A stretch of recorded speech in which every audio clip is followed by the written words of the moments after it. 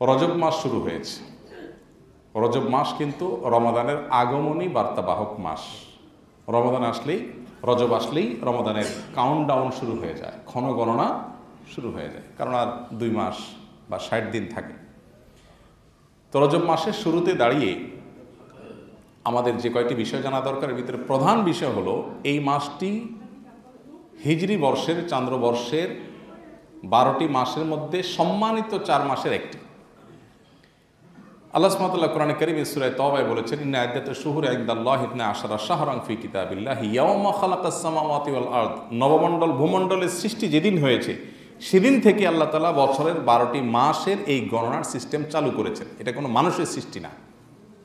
হ্যাঁ, 12 মাসে সারা বছরকে বিভক্ত করা হয়েছে। এই মাসগুলোর নাম বা ক্ষণ গণনার শুরু, এগুলো এক এক অঞ্চলে এক এক ঘটনাকে কেন্দ্র করে মানুষ শুরু করেছে, কিন্তু পুরো বছরকে 12টা মাসে বিভক্ত করা, এটা নবমণ্ডল ভূমণ্ডল সৃষ্টির প্রথম দিন থেকেই আছে। আল্লাহ তাআলা সেই ইতিহাস কোরআনে উল্লেখ করে এরপরে বলেছেন, এই 12 মাসের মধ্যে 4টি মাস আছে সম্মানিত।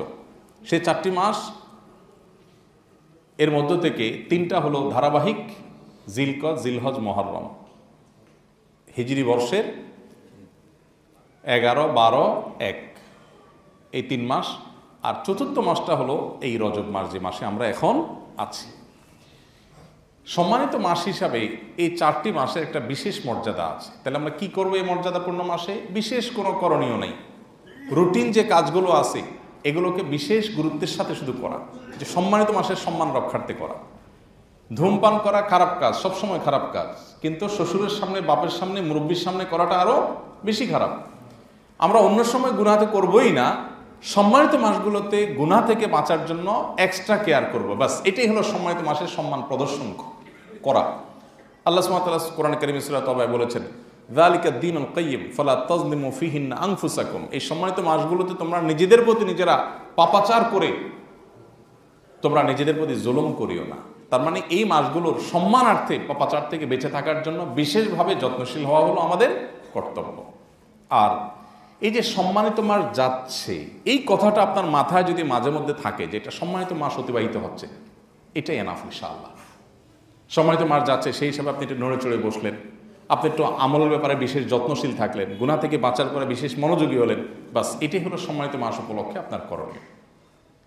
যেরকম আপনি কোথাও বসে আছেন, হঠাৎ আপনার শ্বশুর এসেছেন, বাবা এসেছেন, আপনার মা এসেছেন, আপনার টিচার এসেছেন, কোনো মুরব্বী এসেছেন, সাথে সাথে আপনি বসার স্টাইলের মধ্যে একটু নড়ে চড়ে বসেন, একটু ভদ্র হয়ে বসার চেষ্টা করেন, এটাই হলো সম্মান প্রদর্শন।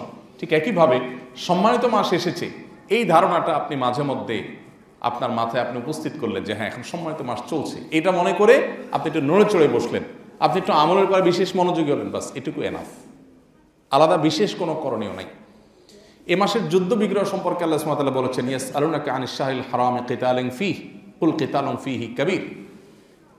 এ মাসের যুদ্ধ বিগ্রহ করার সম্পর্কে আল্লাহ সুবহানাহু ওয়া তাআলা কোরআনে বলেছেন এটা কবিরা গুনাহ, অপরাধ।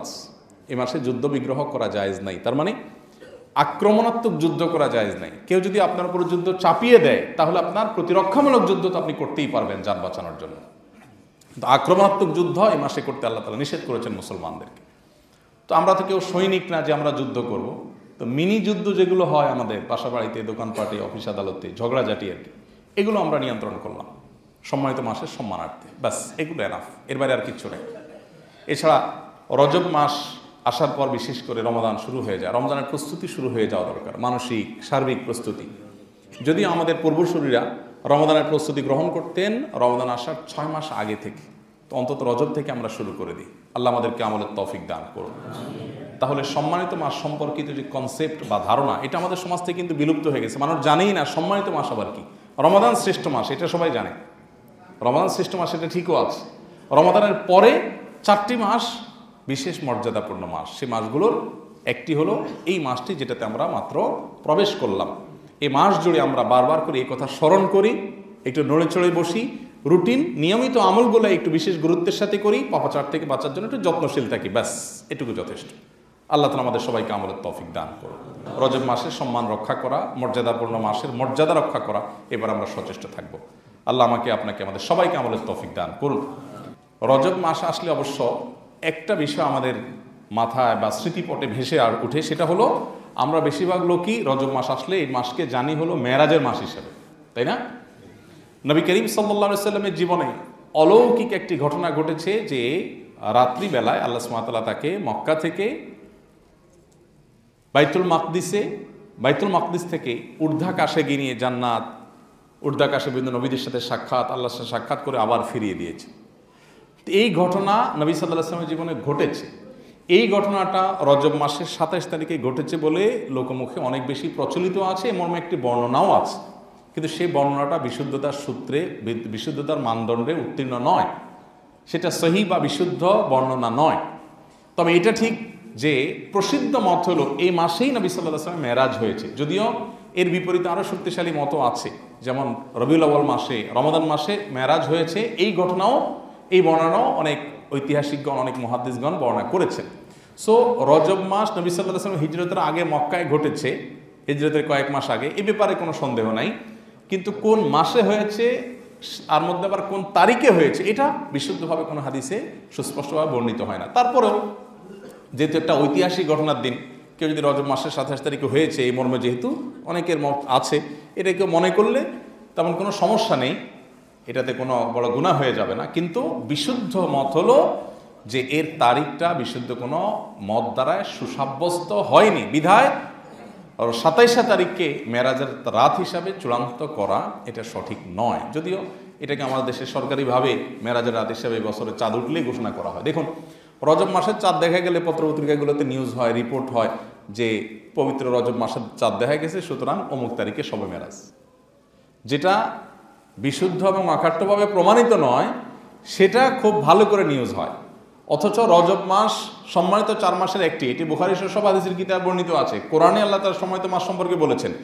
এটা নিউজ হয় না যে রজব মাসের চাঁদ দেখা গেছে, এই রজব মাস সম্মানিত 4 মাসের একটি মাস, রাসূল সাল্লাল্লাহু আলাইহি ওয়াসাল্লাম এই মাসে এই করতে বলছেন, এই করতে নিষেধ করেছেন, এ মর্মে কোনো নিউজ পাওয়া যায় না। আমাদের দেশে আসলে দুর্ভাগ্যজনকভাবে দীর্ঘদিন থেকেই মিডিয়াগুলোতে সুন্নাহর বিপরীতে বেদাতটা বেশি প্রচারিত হয়, যার কারণে মানুষ সঠিকটা না জেনে ভুলটাই বেশিরভাগ ক্ষেত্রে জানে। তো আমরা সঠিকটা জানার চেষ্টা করব, মানুষকে জানাবার চেষ্টা করবো ইনশাআল্লাহ।